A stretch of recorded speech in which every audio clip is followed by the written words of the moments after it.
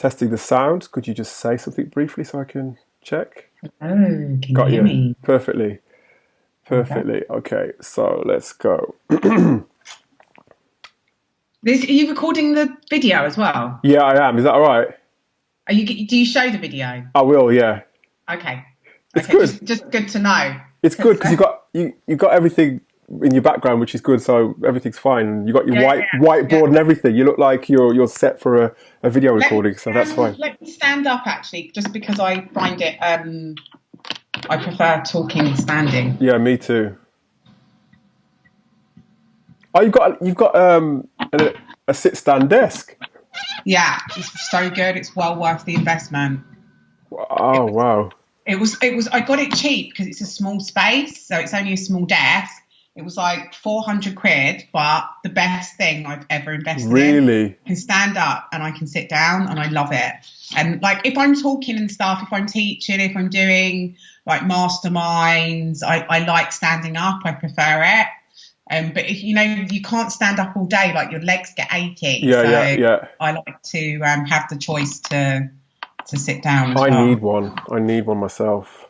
Get one. Absolutely the best investment. I've got a tiny little space in the corner of my front room, and like the big ones couldn't fit, but they're a lot more expensive. They're like £1,000 plus. Yeah. These little mini ones, it's ergo desks. They didn't give me like the best service, but like we sorted it out. I mean, the courier came and he was basically like, "I'm not going up the stairs. You have to carry it up there by yourself." And I was like, What?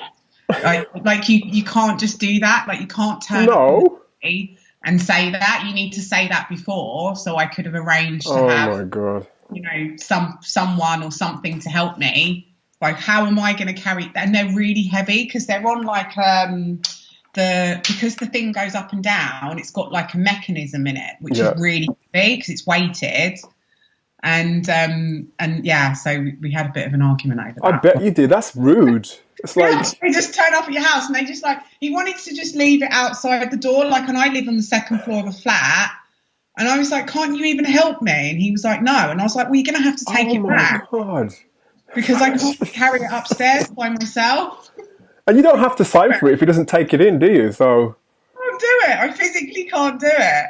Oh wow, I'm gonna have to look into that because I've got back issues myself. But anyway, that's for. So have I. I mean, I usually sit on a medicine ball, but if I sit down, just because like I get really stiff back and hips. But yeah, since I've had this desk, I've had no issues. Oh, I need one. Invest. Gotta get it.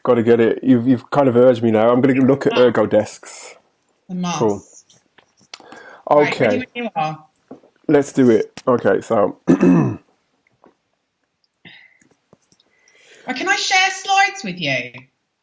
You can, yeah. I mean, it's more of an audio podcast, but you can share. People will be watching it online as well. So yeah, you can share slides if you want. How do you do share on this? Now you're asking. Oh wow. I know how to do it on. Does it if you? Okay, so if you've got full screen at the moment, I don't know if you've got me on full screen. There are 3 dots in the bottom right-hand corner, which says more options. If you click on there, there's an option to share screen. I don't have it. I've just got start recording, turn subtitles on, blur background. Maybe only you can do it. I think only I can do it by the looks of it. Okay, not to worry. I can just talk through it and I can then give you the slides. Yeah. Okay, yeah, I'll put the slides in as well with the show notes and on my website as well. So no worries. Okay, let's go then. Right. Hello everybody, it's Alex here from the Remote Work Life Podcast, and I have a really important guest with me today. And I have Marteka Swaby, who is the founder of Benevolent Health. And Benevolent Health specialises in providing expertise in mental health through consulting, coaching, and mentoring. So improving emotional well-being through coaching, consulting, and mentoring. And I think Marteka is very important because obviously the conversation around well-being at work has been a growing conversation over the last few years now. But given our current situation, in the sense that we've been accelerated towards working from home in very unusual circumstances, Marteka's expertise is very welcome and very much needed. So had to have Marteka on here today. So Marteka, thank you so much for giving of your time today for the podcast. Pleasure, Alex. Thank you so much for having me. As you said, mental health is such an important topic at the moment. I think, with extended lockdown periods and, this sort of drastic shift towards remote working has been a big change for some people. I know a lot of the people that listen to your podcast have been remote working for a long time, so much more experienced with it. But I do think, well-being and staying emotionally resilient and healthy is always an important topic, and a topic that is often overlooked in all of our lives. So it's great to be here talking to you about that today. No, you're very welcome. I just knew that we had to have you on, Marteka. And towards the middle portion of the show, we're going to really be talking about really some key issues, or some key, I suppose, what would you call it? I suppose techniques, maybe, that could help you, your team, if you're in a situation where your team is perhaps not coping as well as they could be. So keep a listen out for that. But what I really want to know, as I always do with the podcast, is, Marteka, I want to find out a bit more about you first and how you got to where you are today, because you've been practicing for a number of years now. Yeah, so I've been working in mental health for probably the last 15 years, doing a range of things. So, I really started on frontline, working with people with addictions, and then working with more complex mental health, like personality disorders, bipolar. And I retrained as a psychotherapist 9 years ago at Birkbeck University, and I studied psychodynamic psychotherapy and organisations, and have been working as a consultant and training in corporate environments for the last 5 years now. So I'm really taking some of my skills online, because I think that in order to reach more people, we really need to have access to stuff much more in the kind of what I would call the preventative end of mental health. So stress, anxiety, depression, things that we all suffer with. And I think, when we speak about mental health, like, we always assume it's like some kind of really serious issue. Like, if you Google mental health, you see like people in asylums who look really scary, and there's still a lot of stigma around mental health, even though we are trying to shift that narrative in the UK. But I think there's something that people feel shameful or disappointed in themselves if they are struggling with a mental health issue. So I think that's probably where it's good to start in terms of mental health versus mental illness, because I think that actually 75% of the population, I mean, you've probably all seen the stats, 1 in 4 people will have a mental health issue, and really what they're talking about is mental illness, so the things that I've just identified. But the reality is 75% of us are in the mental health category. Right. So actually, from the perspective of mental health, we are the people that are healthy and coping, and probably have quite a healthy and balanced lifestyle, physically, mentally and socially. But sometimes, we drop into that kind of struggling category because something happens in our life, like bereavement or a divorce, or some issues with our children, or, something happens unexpected, even COVID. So yeah, exactly. That's come along and kind of disrupted all of our lives. And the ramifications of this in terms of business and finance is going to impact us for a while, mentally and socially. So it's easy for anyone to kind of tip into that struggling category, and actually that's where you need to be emotionally resilient. Mm-hmm. And what got you into this? Because I mean, obviously, this is where your passion lies, and you've helped a lot of people. Well, not just individuals, but like you said, you help corporates as well. What brought you to on this path? So, I mean, I really have an interest in this. It's something I love people. I love being around people. And I remember when I was like 16, 17, just left school, started working in a bank and thinking, oh my God, I'm going to be doing this till I'm 60. and I need to do something that I love. And like I went to study counselling. And I remember being like the youngest in the class and thinking, nobody's going to take me seriously as a therapist. Yeah. You know, in my early 20s. And so I really went out in the field and got a lot of experience. And I was talking about, earlier I was talking about some of the stuff that I'd done in terms of frontline and really seeing like different walks of life and different people in terms of mental health and mental health issues. And it was later that I came into doing consultancy and working, in large NHS programs to change how we deliver health to like health populations and more recently corporates. So my journey's been one, I guess, of grassroots and, working at the front line, really working with people. But my heart is to help people. And I remember when I was working in the NHS as a psychotherapist and, one of my patients came in the room and he told me he'd been on a waiting list for like 18 months. Oh, and wow. My heart sank, because this was someone that had a lot of issues, really needed therapy, had been through their GP, been to kind of what we call like a CBT, IAP type program, where you get 6 weeks telephone support, yes. Or, a counsellor face to face, but very time limited. And, he had a lot of issues that he really wanted to get underneath and were keeping him stuck in life. And I was like, wow, the waiting lists are so long in some areas for some people. And so actually, how can we get this to people quicker? And I believe that it starts from a preventative perspective.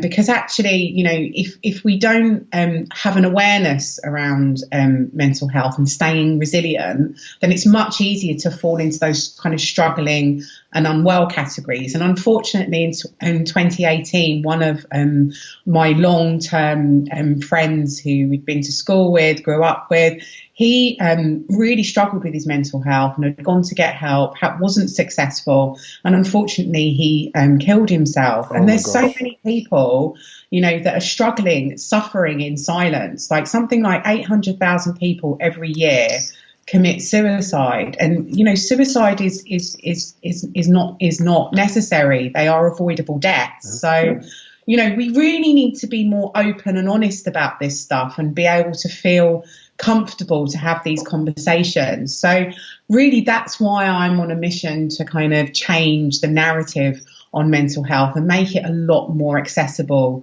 for just everyday people. Mm-hmm.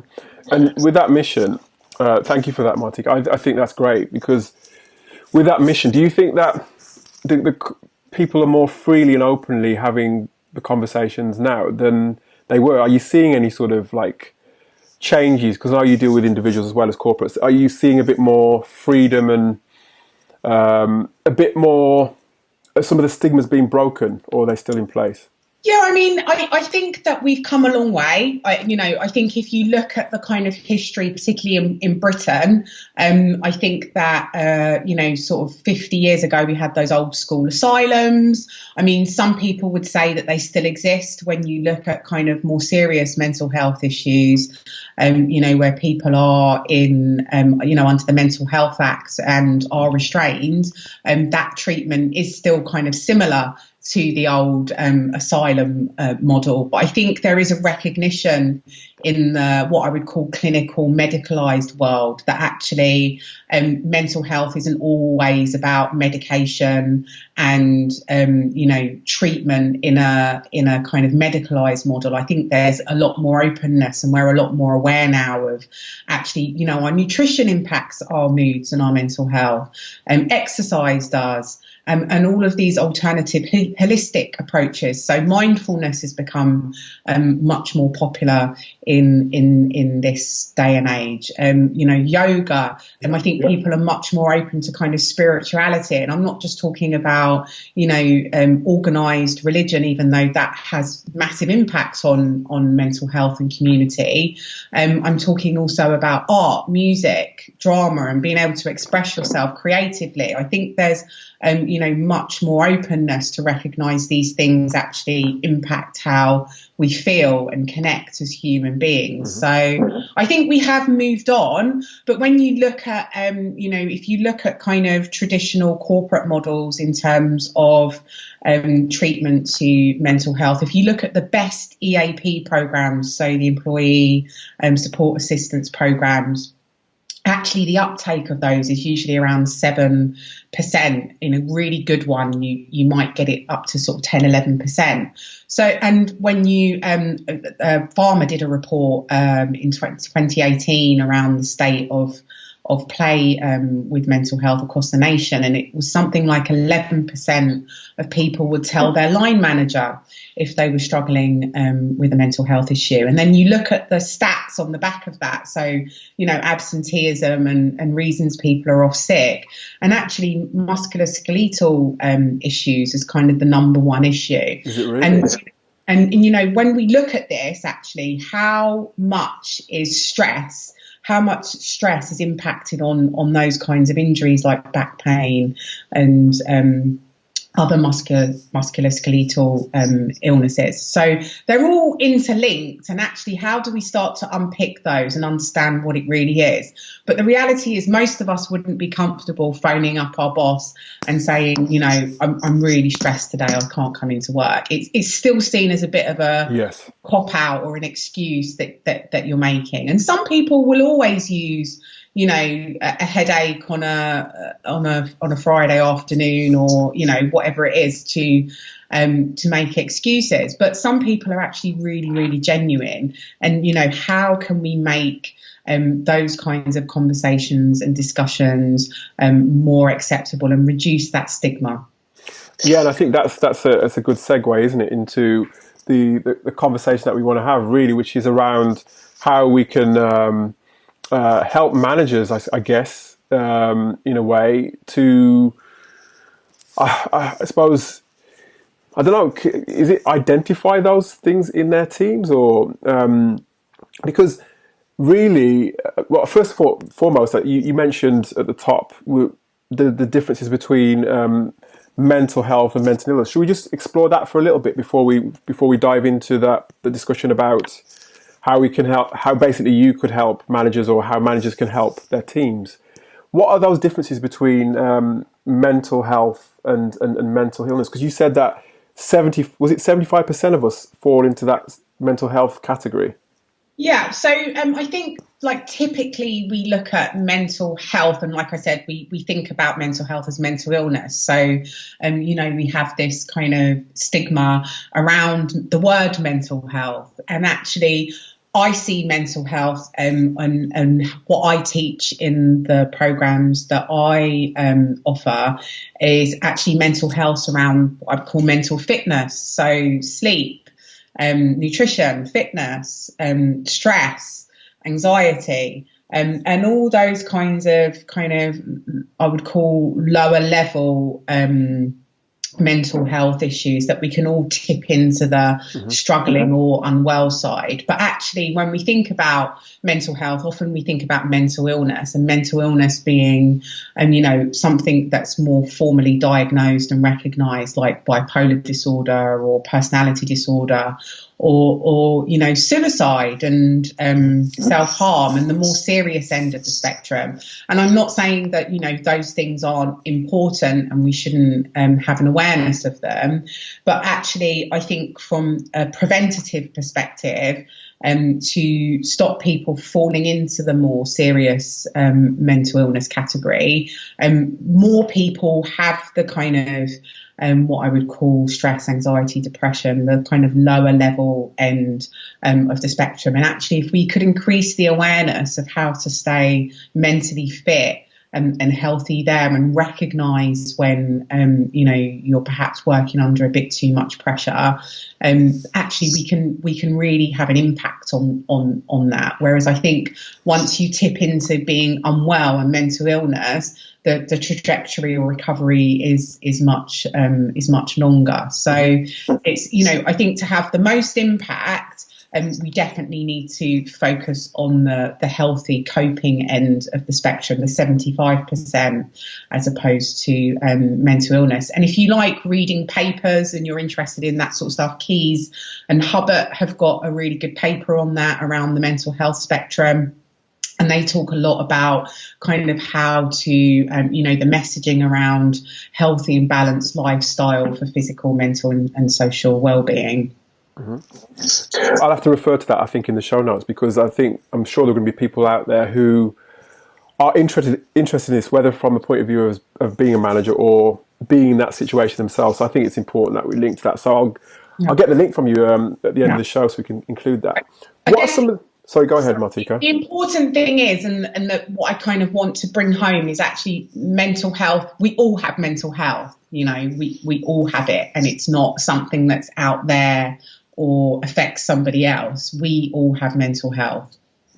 No, I can imagine. And I think it's probably, like you said, that 75% is a big number. And I'm sure there are people who have issues that perhaps they don't recognise in themselves, or probably they don't recognise in other people who are on their team, and they just soldier on. And I suppose that's the whole, the British mentality, which I suppose has changed a bit, like having that stiff upper lip and just sort of really digging in there and getting on with certain things, but it doesn't always, issues get worse, don't they? Yeah, I think if you're a home worker as well, or remote working, used to working kind of by yourself and on your own initiative, I think you perhaps have more of a valency to just get on with stuff, because actually that's why you're most of the time working remotely, is because you are a kind of go-getter and can, get on with things and don't necessarily need that environment where you're kind of, in a structured environment where you're given tasks and told what to do, that you can think quite easily independently.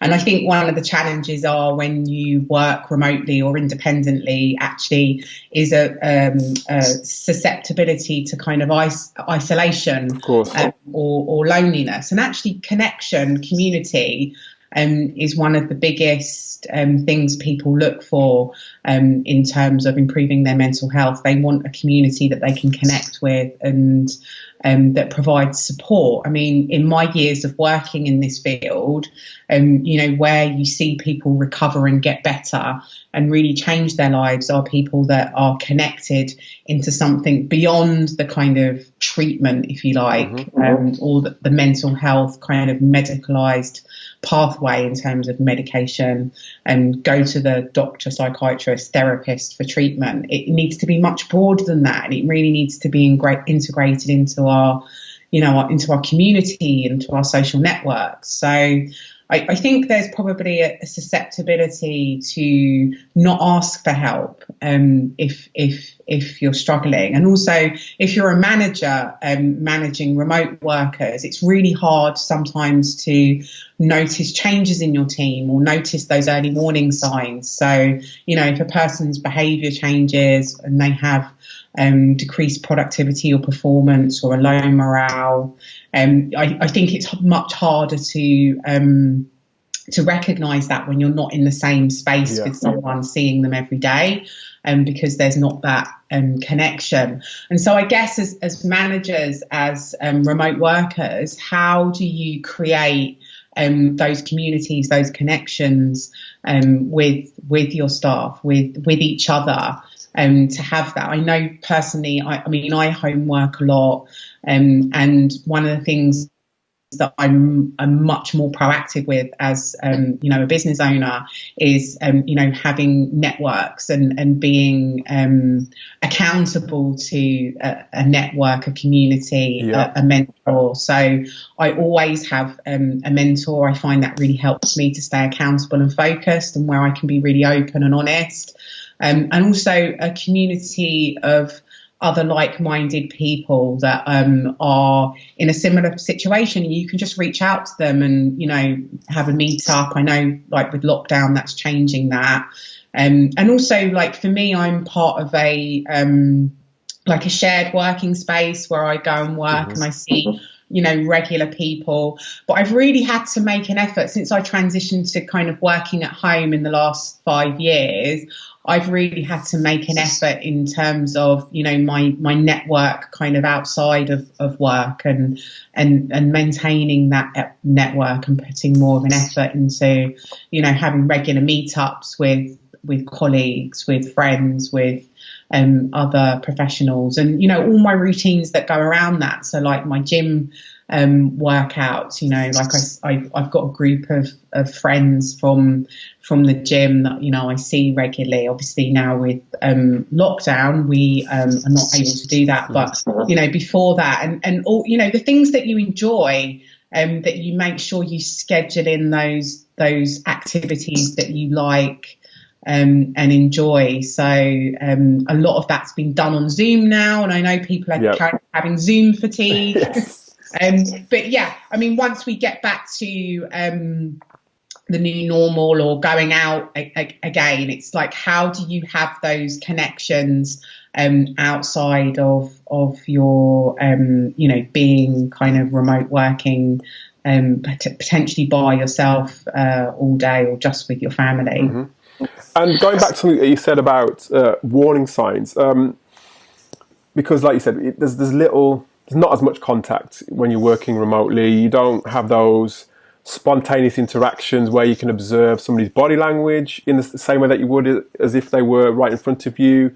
Yeah. How do you then sort of begin to, I know you mentioned productivity levels, but how do you spot those warning signs? What are the symptoms that you could potentially look out for? Yeah. I don't know, are there any physical, or are they, how do they sort of show themselves? So I think it's really, one of the things that people ask me all the time is around, you know, how to have conversations about mental health. How do you bring it up? How do you have these discussions? And what do you say? People ask me all the time, what do you say? And the reality is that you can't really script this. That's the truth. So anyone that tells you you can, they're not telling you the truth. But what I want you to think about is a frame, and I want you to think about a frame in terms of the cycle of change, and the idea that actually people are either not aware that they need to change and have no idea of change, and what we call that pre-contemplative, or they do have an awareness and they want to take some kind of action, but they're not sure yet, or they're not sure how to do it. Or they might be taking an action, but actually if someone's taking an action and doing something, then I'd say that they're pretty kind of well equipped and doing something about their issue. And so what you have to listen out for is actually what we call like change talk conversations, and the motivation that people express and their commitment to change can really be heard in what they say. And this just doesn't apply to mental health. This, you know, can apply to any manager, you know, managing a team. And what I would say was really listen out for those kinds of change talk statements, because people that are contemplating or thinking about change will have a desire and a reason and a need to do something, and they will be expressing that in the way that they talk. Right. And they'll be taking action or thinking about taking action. So they'll be talking about their commitment and activation to change, right? But those that aren't aware, I think we have to be much more proactive, and that's why I think it's really important to have preventative mental health. That, you know, you just as a norm, you have certain things on the agenda. So it could be that, you know, 1 month you're talking about sleep hygiene, Another month you could be talking about fitness, another month about stress, and actually being proactively bringing up these conversations and asking people, you know, how they're feeling, what's going on for them, and really kind of listening to what they're saying back. So I think it's really important to be able to listen, and I think we'll get into some of the listening stuff in a bit. Mm-hmm. But to be able to listen to what people are saying, to kind of cue where they are in terms of what's going on for them, because you don't have that daily contact and you don't have those opportunistic chats, you know, in front of the water fountain or in the kitchen making a coffee, or, you know, when you're passing in the corridor. So it's been much more intentional about those check-ins and how you use them. And in terms of those check-ins, I think, especially now where we're just like forced to be on, you know, Zoom all the time. I say we're forced, but more and more people who perhaps aren't used to these kinds of video conversations are becoming, like you mentioned, having the fatigue as a result of these conversations. How do we then make sure we strike a balance between, you know, having these change talk conversations so that the person on the other end of the line doesn't then experience that sort of scenario? Yeah, I really encourage you to upskill as a manager, and I think that kind of like basic and having these types of conversations is going to be part of kind of your day-to-day conversations. I don't think that you necessarily have to, you know, plan a special meeting around this. It can be just in what you do day to day. And I do think one of the competencies of leaders, of managers going forward, is going to be able to support and build the emotional resilience of themselves and their teams, because they're going to need it to, you know, be productive, have healthy, resilient teams, and teams that feel comfortable, or individuals that feel comfortable to kind of hold their hand up and say, I'm really struggling today, or I'm struggling this week. And, you know, to have those kind of very open and transparent conversations. And we can only start to have those open and transparent conversations if, you know, we have leaders who are going to acknowledge that and open up those kinds of conversations. And some people won't want to talk about it, and that's fine. And I'm not saying that, you know, you have to force it, absolutely not. But I do think it's giving people opportunity. I like that saying that you can lead a horse to water, but you can't make them drink, but you can make them thirsty. And that's our job. Our job as leaders, as managers, is to make people thirsty. So, you know, if they decide to take you up on it, you know, that's great. If they don't, they know that boundary's there. So it's all about how we position this and how we integrate and embed it as part of our everyday conversations. Mm-hmm. So what you're saying, it's an ongoing thing that doesn't necessarily have to be a structured thing. It's something that a manager should have as part of their skill set, or at least develop as part of their skill set, so that they can build that resilience, their own personal resilience, as well as their own team's resilience as well. And where that resilience is concerned, I mean, I'm trying to think of the sorts of things that I do to build my own resilience. I don't know if I do those things consciously or not. But are there any sort of specific things at all, or am I overthinking this now? To build your own resilience? Yeah, or my team for that matter. Yeah, I think that mental fitness, if you like, is centered around kind of probably 5 key things, like your stress level and being aware of kind of where that is, your nutrition. You know, are you eating the right food? Because our food impacts our moods. That's the reality of it. You know, are we sleeping enough? Because sleep is a huge has a huge impact on our resilience. And then what I would call within the nutrition is fitness as well, exercise and movement. I'm not talking about, going to join a CrossFit gym and be like hardcore, even just getting out for a walk outside in the fresh air, that impacts our sleep, that impacts our fitness. Are we moving enough? Because I think that's another thing about remote working. I mean, sometimes I'll look at my step count and I'd be like, oh my God, I've been like literally sitting at my desk all day. I haven't moved. Yeah. And, proactively going out for a walk or even going out in the garden. We were having a conversation earlier about having a stand-up desk and, standing for some of the day or walking around the room when we're talking, that we don't have to be sat down at a desk. And the last thing I would say on mental fitness is around community and connection and really building deep connections with other people. So building those relationships. No, that's brilliant. And I think it's important, isn't it? It's because mental fitness, I suppose, as you put it, is not just about, like you said, just what's in your mind, but it's about getting all those getting your body physiologically right as well, isn't it? As well as the other things that we mentioned before, or that you mentioned before. And there's this thing you mentioned as well about, again, a technique that managers use. Is it around reflective listening? You said something along those lines. Yeah. So I think one of the things that I wanted to talk to your listeners today about was around motivational interviewing. So in our we run a half-day workshop on this, and it's condensed down into some of the things that I've been talking to you about today are part of our mental health awareness training, which I believe that you will post at the end of the show, so people can access to that if they're more interested in these things.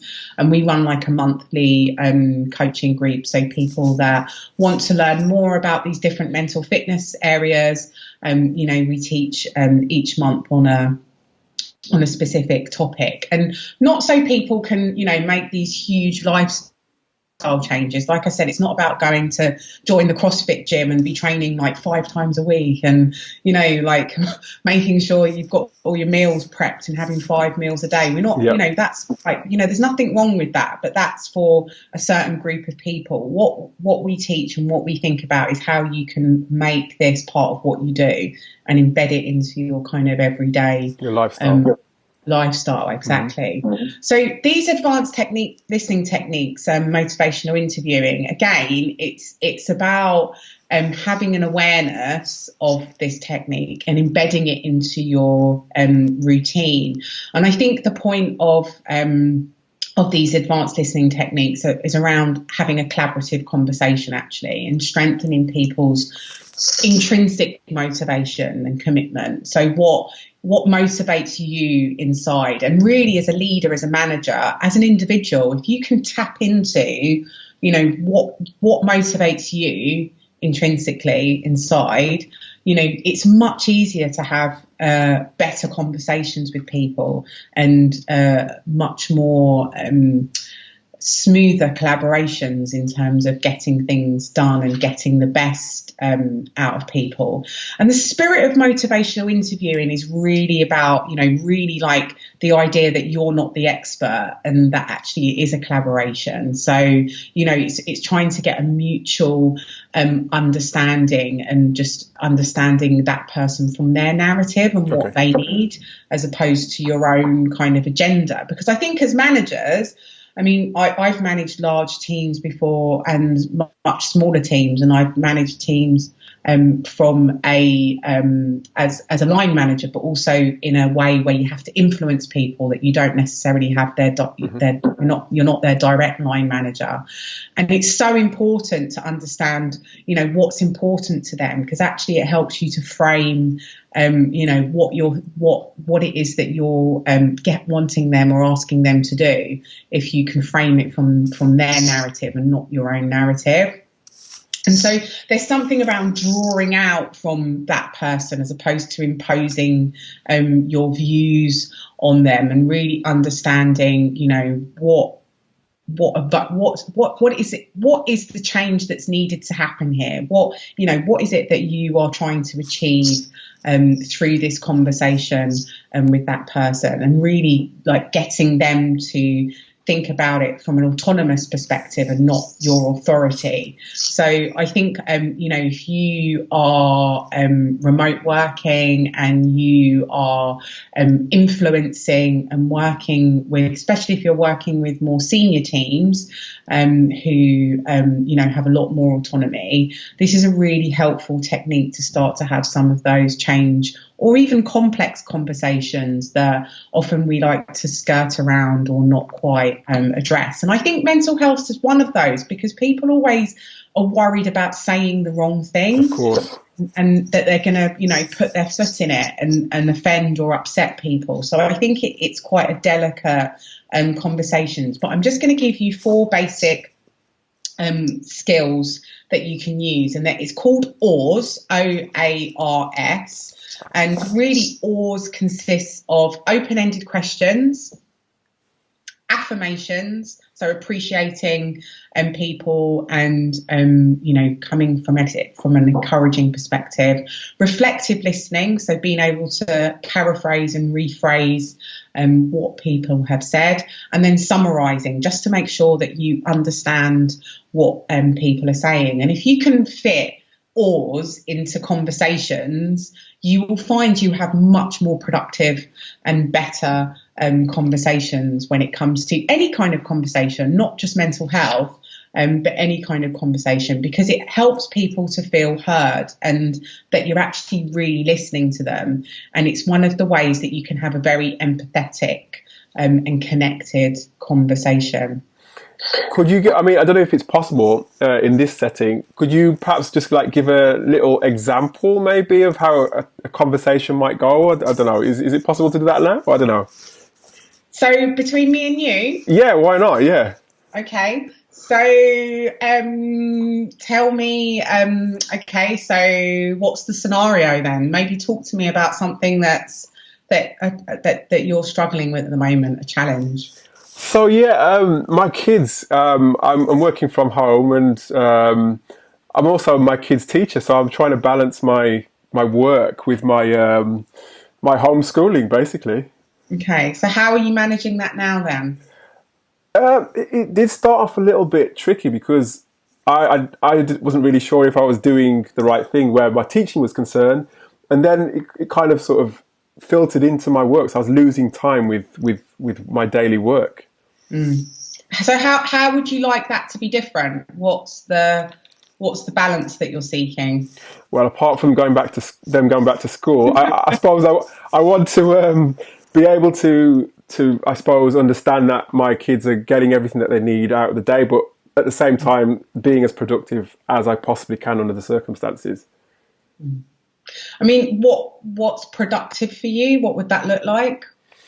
I suppose what I normally do is just have like a checklist of things that I need to get done in the day. And I suppose a couple of weeks ago, I wasn't really getting those things done. So I suppose now it is improving. So productivity for me is like crossing those things off the list and getting them done.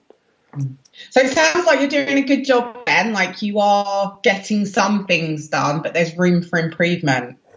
Yeah, that's how I'd sum it up as well. I'm much better now when it comes to condensing their learning into, say, like 3 hours, where it used to be 6 hours, or like 4 to 6 hours. I'm condensing it down now, so I'm now sort of striking a nice balance between the work and the actual schoolwork for them. So it is getting better. Yeah. And are they enjoying it more? Do they feel more? Yeah, enjoying it in inverted commas. Yes, they're enjoying it. They're getting it done. Yeah, it's much better now. It's less stressful, because it used to be quite stressful, and then that stress would filter out into them, and then they wouldn't want to do the work. So it's now becoming a bit more sort of cooperative, shall we say? And they're enjoy. It's a bit more. I'm trying to inject a bit of fun into it too. So it sounds like you are actually managing this much better, and that you do have strategies in place. Perhaps it's worth thinking about, maybe they're not perfect, and that they're perhaps you've got room to improve and grow, But you sound like you're trying new things and seeing how that works. Yeah, and I am trying new things. I'm always, I suppose you have to, especially I've got a 6-year-old. So I suppose if I was doing the same thing every day, she'd really quickly get quite bored. So yeah, I'll keep trying new things just to see what works, I guess. And then, like I said, the work is improving, so it's becoming less of a worry now. I think it's when we try new things that we have to often cut ourselves a bit of slack in terms of that process of transitioning into the new way of doing things. But I think that you have a framework in place that's serving you well. It's not a perfect one. No. But it seems that you are much more productive and your children are getting homeschooled. I guess I wonder what your idea of productive is, though, for them, because I think that some parents perhaps are considering that they need to kind of give them the level of teaching that they had when they were at school, and actually maybe the standard is being good enough. I don't know. Yeah, and I've come to realise that. I suppose at the beginning, again, on reflection, I used to want to try as hard as possible to follow the same sort of routine that they would at school. But I've come to learn that, like you said, it's about them, I suppose, enjoying it. So it is getting to that point now where they're starting to enjoy it a bit more, and it's not as intense as it was before. And I think the outcomes for them really is just that enjoyment, I guess. So yeah, it is getting better. Have we demonstrated? Yeah, I think that's pretty good. It is, because I think that, anybody who's listening to this, I hope any manager listening to this will be able to hear how you are just sort of giving me the platform to sort of say what I've been doing, how I've been doing it, and at the same time suggesting things rather than trying to impose things on me. So it's. I think that was pretty useful for me, let alone hopefully anybody out there listening. So thank you.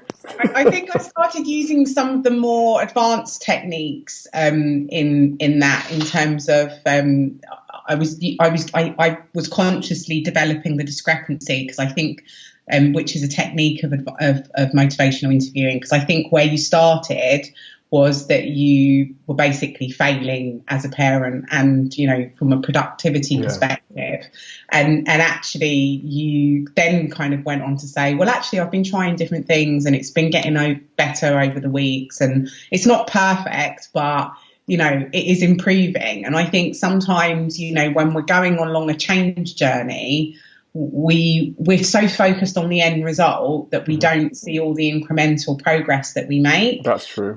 And sometimes it's really good to kind of sound that out and to be able to express empathy to someone and really kind of go, actually, you are doing really well. Like, you have implemented a lot of things. Like, where is it that you're expecting to be? Because I think sometimes people's expectations and where they actually are is very different. And so it's being able to celebrate that person's small incremental steps and encourage them to carry on and see that that actually it's not as terrible as they think in their minds. So yeah.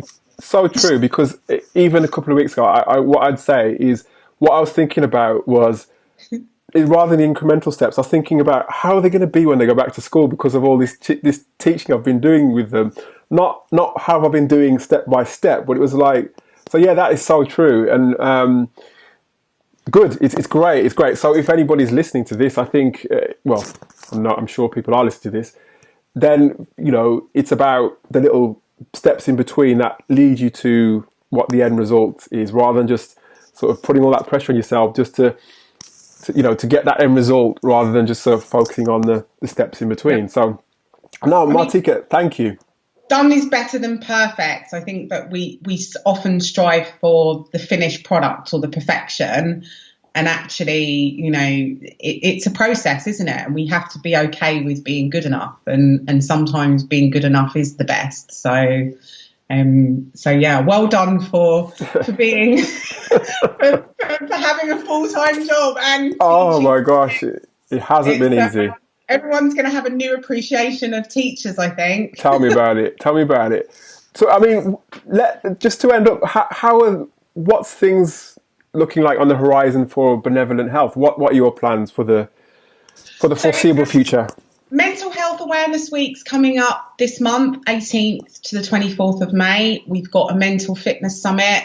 So we have done a load of we've had a load of conversations with different people in different industries around, but really building resilience. So we've been looking at homeschooling was a big topic.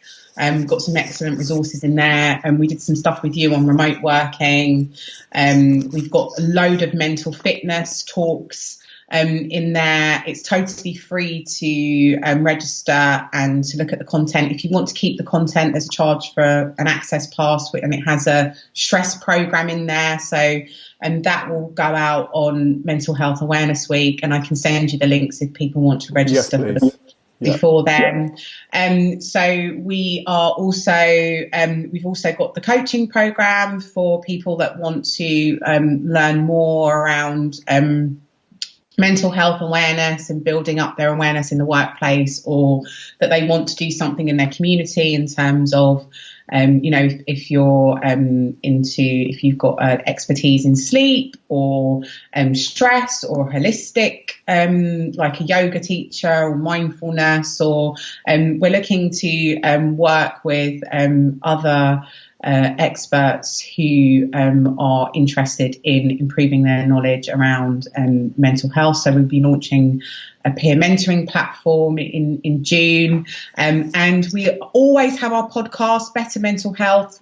Each month we usually focus on a topic. Like this month we've been looking at sleep, because I think that's been a big issue for people through the pandemic. So we're always interested in having those mental health conversations. We just talk to everyday people and really understand better around mental health. So that's the things that we've got coming up over the next few months. But if you I'll send the slides that I've talked from around the conversation today. Yeah. And if you register for a free training, I can add you to our newsletter, and then you'll get all of the updates around stuff that's going on month to month within Benevolent Health. So you're not busy then, Marteka? Not busy. Not busy. All. Not busy in the slightest. At all. I think mental health is really needed at the moment. I mean, certainly a lot of the reading that I've been doing around this is that they're predicting kind of post lockdown, sort of 6 to 9 months time, there'll be a kind of a rocket in mental health issues. So I think it's really important to have good content, good support early. I think I totally believe in prevention. I've done this for years. And, I talked to you earlier about suicide, which is obviously the really extreme end of this. But, where we invest in good prevention programs, the suicide rate is a lot lower. Mm-hmm. So we know this stuff works. We know if people have the skills and the know-how before something happens, that they actually navigate it much better and much quicker. Organisations are really missing a trick, if they... if they've got people off work, sick, long term, if you can build their emotional resilience, they will come back to work much quicker and healthier. This stuff works. So I think it's really important to raise the awareness of it. And that is certainly why I wanted to have you on here today. I'm just looking for Benevolent Health's website as well. So I'm going to put that in the show notes too, but yeah. I wanted to thank you, Marteka, for speaking with us today. And we'll put a link, as I said, in terms of the programs. We'll also put a link to your website as well in terms of Mental Health Week. And we'll be keeping an eye on what you're doing. Absolutely. If this has touched anyone personally and anybody's struggling individually and, they've not been able to speak to anyone, I'm really happy to do like a free consultation. and I will give you a link to my my diary for free consultations, like 15 minutes, just to talk about any individual issues if something's popped up that we've talked about that really kind of resonates and impacts people. So I'm more than happy to do that. But yeah, thank you so much for having me on. I really feel privileged to talk to your audience, and I hope that you've enjoyed it. I hope that this is stuff that you're able to implement. Absolutely. And it's useful, and it makes a difference to you and your teams, most importantly. I think that's what it's all about.